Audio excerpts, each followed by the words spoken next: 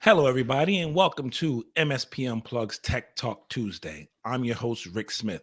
This is a place to learn tips, tricks, and strategies that help grow and service your MSP business. Whether you're a one person shop or leading a team for the journey, this is the place for you. Let me introduce my co host, a gentleman who really needs no introduction, but I am going to tell you anyway. He is the founder, CEO of ProdigyTeks. He is also Channel Pros 2023 Peer of the Year, which basically means this guy is being recognized for his contribution to the community at large. And, I want to congratulate him first on that. So, welcome to Paco Lebron. How are you, sir? Boy, I'm doing better than good, better than most, as I like to say. I guess the cat's out the bag. Um, I'm not very good at the whole. Hey, you did some stuff. Here's your celebration. Yada yada yada. I'm always used to telling you always at the time, Rick, your thing's muted. Your thing is muted. So it's always a thing where it's very humbling to be on the cover of Channel Pro back in September, let alone be chosen by Channel Pro, the editors there, as the peer of the year. um I think when Colleen, I put it on my post on LinkedIn. Colleen called me and she's like, well, at first, I think I told you this, Rick, where she sent me an email saying, hey, can you give me a couple of minutes? I need to talk to you. So I thought I said something wrong, or I did something, or like, oh shit, I messed with I said something or whatever I did, and so I got to see what's going on. And so she called me and she was like, hey, just want to let you know, me and the editors, we always do our review of the past stories in the year, and we just want to let you know that we've decided to choose you as the peer of the year award. And I damn near just was like, I was speechless, like I was just had no words. I think she even heard the, like, and she was ready to about to say, like, Paco, is that, like, I just, obviously, as you know, we don't do this for the accolades or anything like that. Obviously, we do this because my journey has not been a straight air, straight lane for getting where we are here.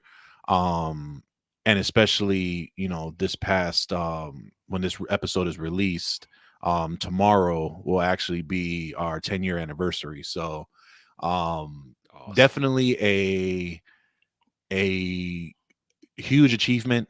For those that don't know who Channel Pro is, I highly implore you to go to channelpronetworks.com. They were our, meaning ProdigyTeks and myself, first like live trade show event to kind of really get to involved with the IT solution providing VAR MSP space. My first chance of like a vendor trade show. So like great organization, great opportunities. And yeah, it's just, I appreciate the kind words. And yeah, we'll keep it going now, as I'm self-reflecting on this cool accolade. So, but yeah, things are good. Things are good, Mr. Smith. How is everything going on in your end of good old New Jersey? Well, good old New Jersey is freezing right now. Somehow had good weather and then it started freezing, but everything is good. I do want to acknowledge this, and I know you're a humble guy, so we'll let it go after this and not keep harping on it. But I think honestly, for those of you who are familiar with Channel Pro, I encourage you and we'll put a link in the show notes to the article on Paco himself, but also on the other peer recipients that were on the cover for the year. It was some pretty well-known, well-established, successful MSPs on the cover. And it's all about really their give back to the community and what they have to offer us, some advice, some things they're doing to help expand the community and grow. So I won't name any names, but you if you go to the site, you'll see some of the people who were on the list for this year. And I gotta say, as your friend, as your business partner, I think it's well deserved. I know a lot of the other MSPs who were on the list, and they're great people, but I think it couldn't have happened to a better person. And I'm really happy for you, and I'll extend my congratulations to you again. And I'm sure the community will echo that. But No, I appreciate it. Yeah, like I said, I mean, I wouldn't be doing all this without you all. Obviously, you know, as much kudos as what I do, obviously, Rick, you do for the community as well. So, we actually just talked about this, recording another episode of a new series that we have coming out that should be debuting this Friday. More on that later on. But we were just talking about how everyone talks about community. Um, and a lot of people, vendors, peers, etc., realize how powerful that is, which is why you see a lot of acquisitions of communities going on right now. But I'm happy to say, like, obviously, monetary wise, that's not our motivation to do this. It's just really the fact of, a mentor of mine, David Nelson, told me, if you are,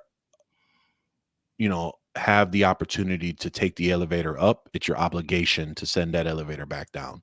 And so, yeah, that's just, this is my giving back and trying to make sure that if there are those that are struggling, don't know if they're going to make it, figure it out. Like, trust me, definitely was there, definitely have gone through the motions.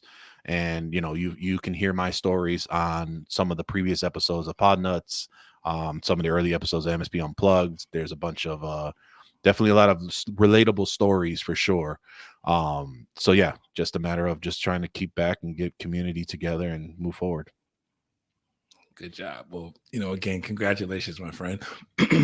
and speaking of I'm going to transition into one or the other, but it's still related to Paco and some of the things he's given to the community.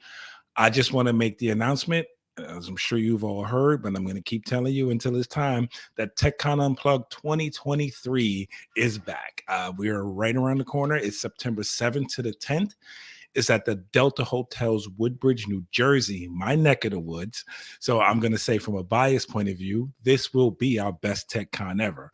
But again, as with TechCon, the whole point of it is to learn from your peers, get great presentations from from some of the vendors there, some of the industry leaders, and just to share ideas, share opportunities to help us all learn and grow our businesses. This is the mission of MSP Unplugged, and it is what TechCon is all about. So tickets are on sale. The early bird ticket price right now is $199. That will end on March 31st at 11:59 p.m., as we were discussing before. So I encourage you to go out, excuse me, and get your tickets. We expect this to be, again, our best tech con ever. And a lot of that is taking the feedback from the community from past tech cons and learning, what works, what doesn't, what the community wants, and doing our best to give it to them. So again, get your tickets at techconunplugged.com, as you see the screen scrolling across here. And we look forward to seeing you there. All right, so enough of the PSA stuff today. Let's get down to the real reason we're here today. And that's really it's all about Paco. It's I was gonna say the PSA. You missed the joke. You could have got it a nice little rap in there. Oh, you're right. I missed it. See, this is why he's who he is, and I'm still. But two episodes ago, and we will get these episodes numbered, but 2 episodes ago we started a conversation on PSA automation. Now, we talked about the three main components we feel like the PSA can help us with, and that's billing, communication, and contracts and reporting. We spent most of our time on that episode talking about PSA, automating billing and how that can help. Today's focus is going to be mainly on the contracts and reporting side. And again, Paco and I both use Synchro, but this is not only for Synchro. This is for any PSA you use. It's really more so about not how to do it in your platform, but some ideas on what you should be doing or trying to get out of your platform to help make your business run smoothly, to help things be a little easier and take a little bit less let's say manual work from you. So Yeah. when we start on this and we talk about contracts and reporting, tell me a little bit, Paco, how are you using that as to help advance your business, advance your process? Sure, yeah, and hopefully, again, this episode will drive some value to those listening. As you mentioned, we are a Synchro user, but the hope is that how we're kind of designing and doing our things here, you'll be able to take back with you. By no means is this coming from the Synchro Studios. Although Emily, you want to call me, let me know. We can work something out. But anyway, but as far as what we're doing, specifically the module that we utilize when really thinking about contracts is combining our recurring invoices, which we've talked about in the previous episode and our last Tech Talk Tuesday with Derek Lodars and how he was doing it in his PSA. But specifically tying that in there, but having a management component to your recurring invoices, which in this case is the module of the contract manager. So, and I believe there's that contracts or contract management is located in quite other PSAs as well. But so what we do in our particular one is we set up that contract really to help us automate in a way where it'll control just some of the day-to-day things that you don't really have to kind of keep track of, right? One of those is contract management, right? That's one of them, right? So, you know, depending on where your sales process is. So for us, we have Zomentum at the moment, and so when a contract closes, it will then create the contact inside of Synchro. It will create the estimate that we can convert as the invoice, and then it allows us or my admin to go ahead, my office coordinator should say, go inside, edit what needs to be done, and create the contract. Now, what she will do is she'll take the agreement. She'll go ahead and take a look at the contract and contract manager and make sure that those mesh between our services. So we have certain products that we have available that we've kind of pre-programmed inside of Synchro. One is our labor rate, which is in shop and remote. I actually used to keep those separate, but a good book that you should you should look for is, I want to say it's the PSA Impact. No, that's their podcast. Chris Tim wrote a book on a PSA. I will get the title for you. Sorry, Chris, for not remembering the title. But they have an amazing podcast as well on PSA profitability. And one of the items that he mentioned in there was like, if you have the same items that are similar in nature but the same pricing, why wouldn't you just create that as one line item on that detail versus making multiple items? You're getting more choices, more options for human error. That'll help alleviate some of that part as well. So that's what we did. And so we have our in-shop / remote hourly rate. We have our on-site hourly rate. And then depending on the plan that they have, allows them to either get a zero priced labor hour, so meaning that they have something that's all inclusive, or that they are charged or get at a discounted rate, depending on what our plans are. Some of our older plans had discounted on some of the labor, but here you can actually control that inside of the control and the contract manager to help automate. So when you have a technician, or let's say for yourself, you probably are not going to keep track of who's on what. Sometimes you're just trying to pop the notes in and be on your way. Here you can go ahead, do that, log your time, and then as the time is logged into against the client, you have the ability to see, okay, well, it was all this remote work. When the recurring invoice generates, it won't charge them automatically because it was listed on how you decided on the pricing for that contract manager. So that's just one component of the contract manager of how to keep your stuff kind of straightened out. In this case, how to make sure you track your time. But more importantly, the contract management actually helps because it's tied to your client. So if someone needs to figure out what plan are they on, they can easily click the contract manager and see what plan they're currently on right now.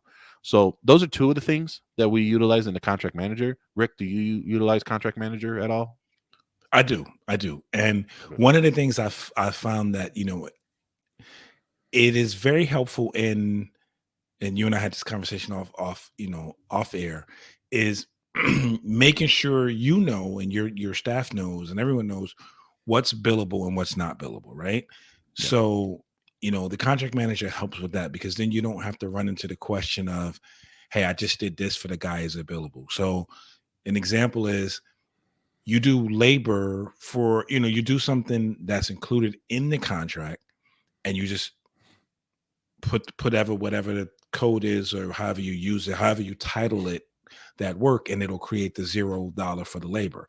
The other side of that is, if you charge for projects and things like that, it will consult the contract, know if it's supposed to charge. And even if you charge, let's say I'm just going to throw out some random numbers. Let's say your project rate is $200 an hour, but some people I know offer a discount to manage clients. So let's say you discount that to $150 an hour. You can have that programmed into your contract manager, so that even when you go hit the project, or for however many hours or whatever it is, it will create the price that is accurate based on the contract. So it's just one of those things where you don't have to do a lot of manual work to make sure that you are honoring, what the agreement is. So that's one of the great pieces I find with contract management. Is just knowing, it's being able to define what's included and what's not included. And then so as we invoice, we don't necessarily have to worry about a client coming back to me and saying, "Hey, I thought this was included, or I thought this wasn't included." So I think that's one of the great advantages of it. Right. Now, what I have seen a lot of others use Contract Manager for is they actually would utilize that as a sales tool as well. So, um, Crystal Hinkle, when she was at Synchro back in the day, she actually helped me when we were kind of trying to do everything inside of Synchro. Was we utilized the Leads platform in connection with, or not connection, but in tandem with the Contract Manager to know like how likely is it to close, adding reminders. That's what the contract manager is helpful on a prospect aspect as well, if you want to use it that realm.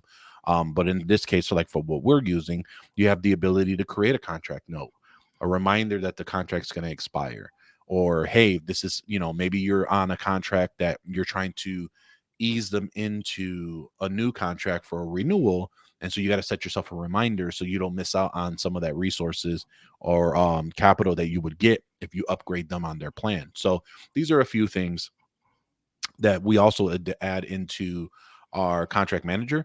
And then especially like you just mentioned, the services added, being able to not only add the services or the products, right? Products and services that are available inside of the contract pricing module, but then there's a product blacklist that some PSAs will have that will make sure that you can actually blacklist products that so they don't accidentally get added to the invoicing and things of that nature as well. So definitely very powerful for how you would use the contract manager and the contract management. But really the biggest piece of behind the contract management portion of it is that you don't have to do these things manually anymore. You don't have to figure out on like, as you're billing a client, were they supposed to get billed this client? Were they supposed to? You may have clients that are similar in name, or you may have clients that are on different locations and they may have different plans. Now, I would encourage you to standardize all your plans, but there's a chance that you may not be able to have that opportunity. This will allow you to kind of do the upfront work so that the automation can kick in and you don't have to have this problem moving forward. One example, for example, is we do a prepaid hour, not prepaid hour, but basically like, for our essentials plan, they get 5 hours of on-site support that don't roll over. So if they go past the 5 hours, then they got to get billed. Well, it's kind of a pain to try and figure out, all right, did they have enough hours? Did they go through all of them? Did we charge them for the right amount of hours? So Synchro has the ability to help you do that. Not only charge the proper hours for that month, but then if you go past it for the next month, it'll help you reset it as well. So you don't have to remember oh, they had 3. Was that 3 from last month? Did we reset them from this month? It just takes a lot of the guessing and the just the additional work to try and figure it out manually. That's obviously the most beneficial of having a PSA. Right. I think it leads to something that we should all think about as a precursor to our PSA. Putting any of this stuff in is clearly knowing what's included and what's not, or what's part of the contract and what's not. It goes back to what you just said about, in your essentials plan, you include the 5 hours, right? It needs to be, you just need to have a clear listing of what's included and what's not. And the other thing I will say that I think is important in all this is just getting it in. You have to take the time to get it in that one time, right? For, again, if your plans are standardized, it should be as simple as entering the contract itself, and everything else should take care of itself, right? If you enter the contract, if you have a template for it, everything should take care of itself. But we have to make sure, again, it's like that trust but verify scenario as well.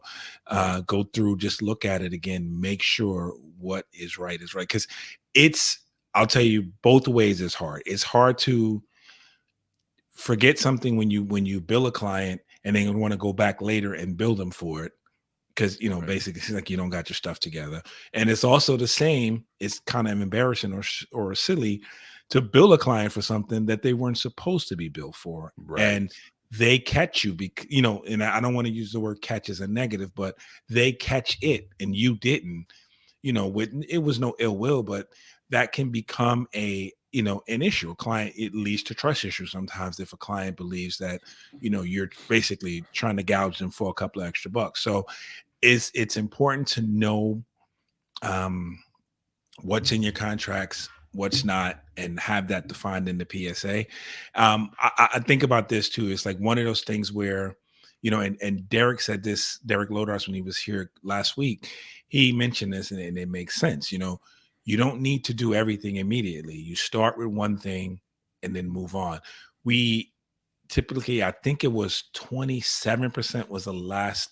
I don't remember where I heard it from, but typically people will use in their PSAs use about 27% of its capabilities, right? That means that there are 73% of stuff that we haven't even touched yet, right? And it's a big project, it's a big platform. And sometimes there's some things in there we don't even know exist or that we didn't know we could do. But my point is getting a list of what's most important to you and then working on those, you know, working on one, get it to good, work on another one, get it to good, and then start refining your processes along to get it to better, and then to get it to excellent, I guess, or perfect, whatever the goal is. Um, I think helps a lot. So because the PSA, if used correctly, is a powerful tool, and as the business has grown, you found more use for things. And then I would say, Paco, you and I have had this conversation a couple times. I wish I could do X, Y, and Z. And you say, oh, yeah, you can do that in a synchro. And then you'll show me or tell me. And I'd be like, oh, crap, I didn't know I could do that. And it's just a matter of, and it's a lot of times just things we focus on, right? If we're not focused on that until it hits us, then, until we realize we need it, then it doesn't, is not important, or to us it probably doesn't exist in the PSA until we realize we need it. So I just again encourage you, figure out what those most important steps are, work on those first, explore if the PSA can do it. And I think 90% of what we want, or what we think we want, the PSA is capable of. um and we just need to, and this is, I'm saying any PSA across the board, we just need to, some do it better than others, of course, but we just, we need to figure out what those steps are. And I think, as we alluded to, probably the billing is probably first and foremost most important. And then we'll probably, maybe your contract management, or, whatever you deem is important that you get the most of, that's beneficial for your clients. But I'll just But leave I it want there. to grab a piece. No, I want to grab something that you mentioned, and it's a lot of people don't think about this, but you know, billing, contract management deals with credibility, and I'm going to tell you Mhm. why. Because you just made a very good point on the fact of you know two scenarios. One, if you misbill a client, if they didn't have automatic billing on, you kind of saved yourself. But again, you have that mistrust now that they now have to audit every bill before they pay it. Now you've caused a delay. But two, now you kind of even shot yourself even further in the foot. No pun intended, but really to understand the fact that now they're not going to want to give you their payment to put on file because you got their billing wrong. So now you've instituted in their brain that they have to audit these invoices to make sure that they're not billed improperly. And so it's going to make it even harder for you to push through that unless you give them some type of value on why to make that switch. Um, and granted, we've all been there. I mean, I've been there from contract changes that hadn't went into effect properly. And so we've had to credit clients, or we had to go back to them and say, hey, we misbilled you. We realize we misbilled you. We're not going to charge you all up front because of this, but over time, we're going to start doing this because you owe us some money. And so, and then, or sometimes you got to eat it. and that's just the face of business, and it sucks, but that's your mistake. You should have caught that because you're the business owner. That stops with you.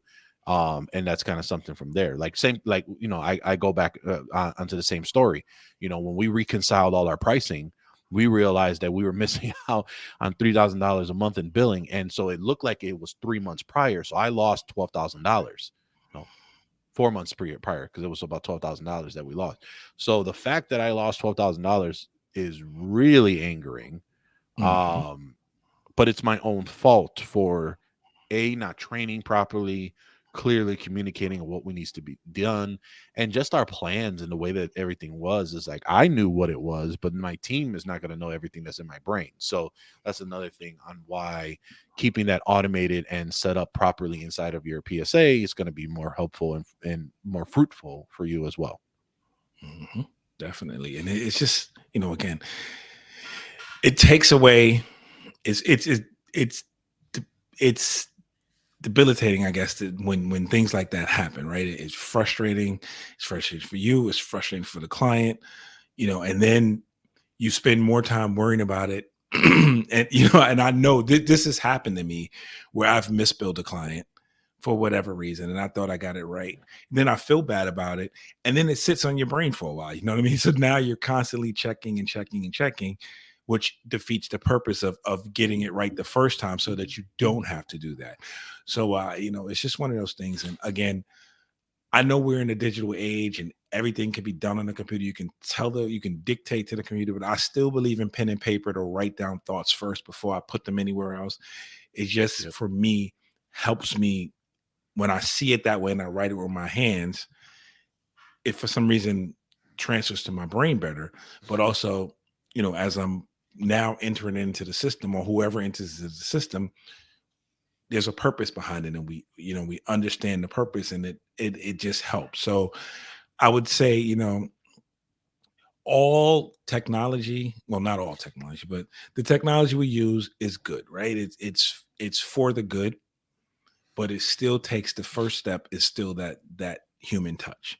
So, again, know what you're putting in there, have a plan with it, and then start getting it in there. And again, one of the things I'm going to keep emphasizing, I got this from Paco and John when we talked about this last year, and they keep saying it. Rather than trying to make it perfect, just get to good, right? Let's get started, get to good, and then improve on the process. And I cannot tell you how much that has saved me, how much time that has saved me over the last couple of months since that really got emphasized to me, and I really took it to heart because I would spend so much time planning something, never get it out because I'm still working on, I'm still working, I'm still working on it, and it never gets to the customer. Great example of that is my CSX software, my customer service experience software. Right, I've spent so much time trying to get this perfect. Nearly 8 months before it really got deployed, which was silly. It was absolutely silly. I could have started it with the basics, and then improved it as time went along. So I'd say that to emphasize with anything you do, but particularly with our billing, with our contracts, with our communications, everything we're doing, get it down, get it started, and then improve upon the process. So I'll give you two quick stories as we kind of round out this short episode. But I think so. Yeah. So the one story is like you said on getting to good. Um, and this was a concept that was very hard for me to accept, but I needed to accept because, and even Juan talked about this on Resource Thursday as well. That's coming up where you have this ability of saying, all right, I want to do right by my client. I want to do right by my internally. There's so much to do. And then because of our industry changing so fast, we're trying to keep up with it. So what ends up happening? Either A, you implemented something half-ass, or B, you are implementing things and you leave it incomplete Right. because you've jumped onto another project because you either A, feel that that's more important, or B, you have the ability to adopt it because either it's a vendor, it's easy to deploy, whatever the case may be. But then you forget about the project that you were working on, and it's kind of just left there, misconfigured, left alone, or you didn't do it for all your clients. And your assumption is, well, I did the project, but I don't remember that I forgot about it.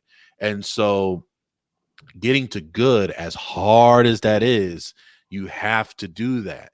You have to get to good before you can get to better. So for us right now, our main focus is IG1 with CIS V8, because I was like, oh, we're good.